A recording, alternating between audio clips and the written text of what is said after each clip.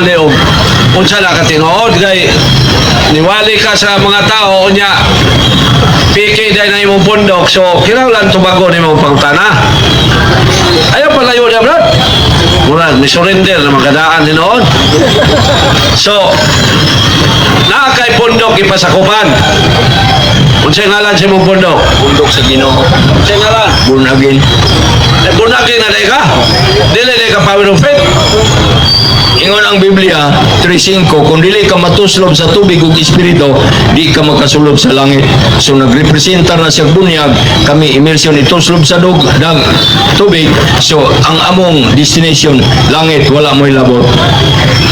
so sa balang kasulatan si Lord Jesus nga mo'y manluluwas dunay gitukod nga iglesia Wala nga ni. lagi wala nganli nya ano mao na ang gingan bunagin Generally. ay sa to sa so wala gingalan ni Lord Jesus ang iyang gitukod pero ang imong pundok dunay ngalan born again Restro na restro wala. sa rehistro kinsa mangalan ang nakabutang sa rehistro Ako. kang Lord Jesus magkanakan uy mo mangalan ang gibutang Pangitaan magkangalan. ayo dire na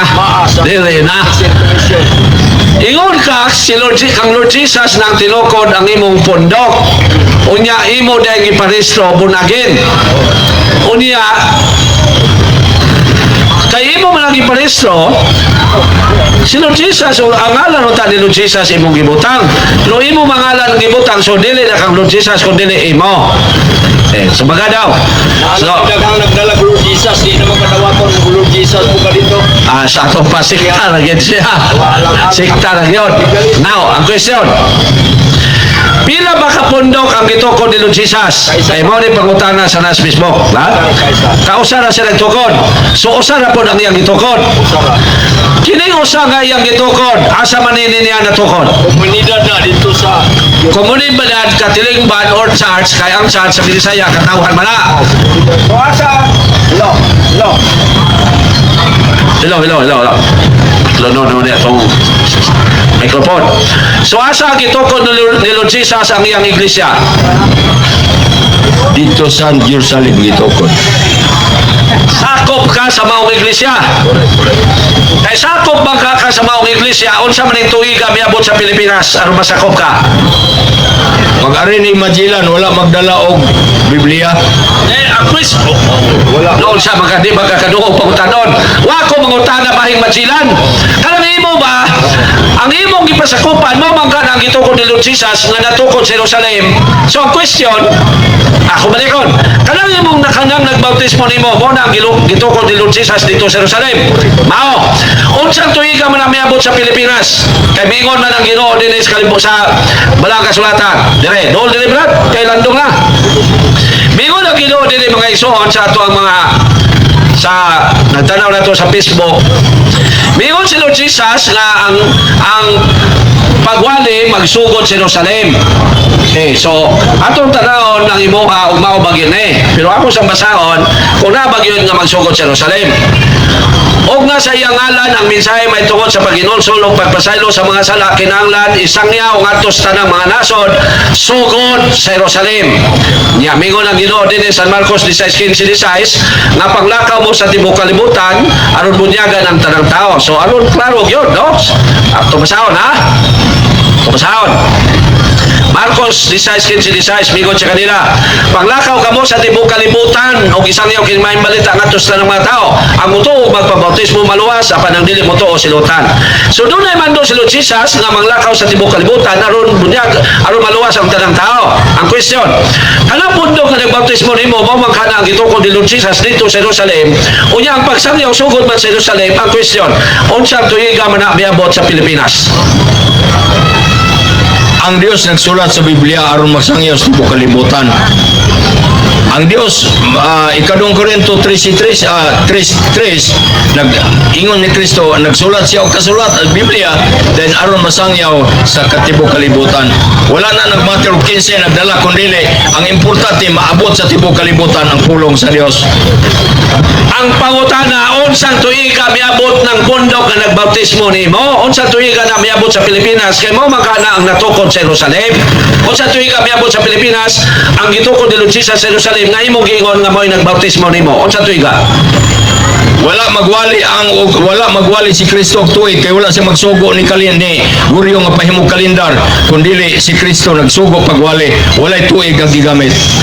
So dili maklaro na mga igsoon nga mini ang imong pundo. Nganuman, wala mo kay kasaysayan miabot ba na sa Pilipinas o wala. Dapat nakabalo ka nga miabot ni tuiga o mituo ko o hinungdan ng pabautismo ko. Pero wala mo kay isulti kung sa tuiga miabot. So, saan na mo pagtuo nga mao nang gituko ni Lord Jesus ang imo. Nga ikaduha, giparehistro na na nimo. So, lisura po ng bakak pamatodaan, oy. Lisod, yung gaya ng butbot pamatodaan. Oh. Dili pag yun siya buto kalendaryo. Ano na ba kay kalendaryo sa inyong balay? Tanawa. Ang nagbuhat sa kalendaryo, simbang Katoliko, si Pope Gregory XIII. It was 1852. O niya, ano mo ito, mga kalendaryo? Ngawa man ka magsugo ang Ginoo. Niya, sumugamit dahil ka sa name mo sa demonyo. Tanawa. Diri na. Diri na ni tao nga wag yun, no? Sa demonyo daw ang kalendaryo. Granting without admitting na tama siya. So sa demonyo po siya kay nagamit po siya kalendaryo. Lisura kay na imong pangatarungan, bro. Lisod kayo. Lisod kayo pamatudan ang baka. Di yun may tabo nga mapamatudan ang baka. Ikaw, brother, balik na lang sa simbang Katoliko. Ayaw ang imo kay di ba yung kakatubak pangutanon? Ang simbahan na gituko ni Lord Jesus niabot sa bisanasang lugar sama sa Roma o sa Espanya. Di po na ako tumago ng pangutanan sa Facebook kanang sa Iglesia ni Cristo Manalo. According to him, ang simbang Katoliko dili daw mao ang Iglesia ni Cristo dito sa nasod sa Roma. So wala beginners po dito no? Sorry. So ang simbahan now. So before na tumago na.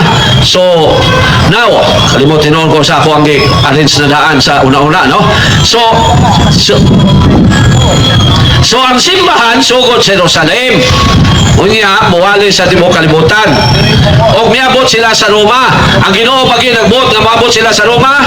Ang Ginoo pagi magbuot nga moabot sila sa Spain. Ato basahon mga igsoon ang buhat 23:11. Ang Ginoo gyud nagbuot nga moadto sila sa Roma. So si Upong. Pwede ko na muwali si Upong. Mangutana lang. Mangutana na lang kay pero isa ako sa ni basahon ha.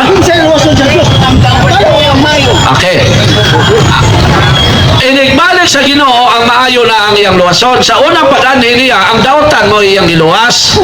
Pero pagbalik niya, ang maayo na ang iyang kuhaon. Ikaw kay palahubog magkapong, mapili na kayo ka din noon sa na istoryahan. Ato ba sa ako na? Isa. Lagi, mauto ang unang padanhin si Ginoo. Si San Pedro, nang-umpisa lang ito siya kay membro naman siya sa simbahan siya pagkasala. Okay. So, si Brad Upong, Katoliko ni, pero naa siya sa grupo nga Katolikong palahubog, no? So, kayo, bro. Ano man? Buklay man siya Katoliko, pero ang iyang pagtuo, sukway sa gitondo sa simbahan Katoliko. Mura po rin modernes, no? Now, ako sa basahon po, ay malimtan ako nga miabot sa Roma, ang Ginoo may nagbuot sa Roma, o miabot sa Espanya. Usa na ako tumagon ang naa sa Facebook nga dili daw Iglesia ni Cristo ang simbang Katoliko. Kulang sa tuon niya ito igsoon, ha? Sorry, brother, ha? Hilagaw, apelido niya Hilagaw. Si brother Hilagaw. Thank you very much. Siya po sa pangutanan sa Facebook, no? Ang Ginoo ba'y nagbuot nga ang simbahan ngayang gitukod moabot sa Roma? Ato masawan og buhat 23:11. Gingon din Yan ang pagkagabi ang Ginoo itong atupad kang Pablo upingon ayaw kadlok ingon nga nagsaksi ka kanako dinhi sa Jerusalem musaksi ka usab kanako dito sa Roma. So dito sa Roma ang mga apostoles natiswa si San Pedro siya ay unang nahimong obispo sa Roma. Now miabot pa po sila sa Espanya kay ang mga Espanyol may nagdala og Kristyanismo sa Pilipinas. Ato basahon ang Roma 15:20. Ano man tuon, no? Roma 15:20. Miabot ba sila din Ato basahon. Okay. 24, dili 20, no? Naglaw ako nga mahimo ko na kini karon. Muapit ako diha sa akong pagpaingon sa Espanya. Ug man ako malipay sa pagpakiguban kaninyo sa makadiot, tabangi ako sa pagadto dito. So, miadto si San Pablo sa Espanya. Ug ang mga Espanyol mo miani sa Pilipinas kanuman. Dili man pwede nga walay magdala din ni Kristyanismo. Ang giingon ni Brad Peter ganiha, umiabot pero wa siya kabalo kinsa. Nga naa may giingon din sa Biblia nga ang pagwali kinanglan nga doon naghipadala. Roma 10:14. Okay. Ay, bright aginis pastor, oy. Bili lang pondok ni brother. Now, Roma 10:14-15. Mani bro, maulay ka ni ba? Ug apan unsa man nila pagsangpit kaniya kung wala sila motuo. Ug unsa man nila pagtuo kung wala nila hidunggi ang mensahe. So nadunggan mo pasabot na misulti. Ug unsa man nila pagkadungog kung wala kini iwali. So lagi nagwali o misulti. Ug unsa man nila pagwali sa mensahe kung walay gipadala nga magwali. So kinsa may miabot dinhi sa Pilipinas gikan Jerusalem? Mo na pangutana ni mo Brad Peter. Pero wa kay katubag. Ano man piki man ang imo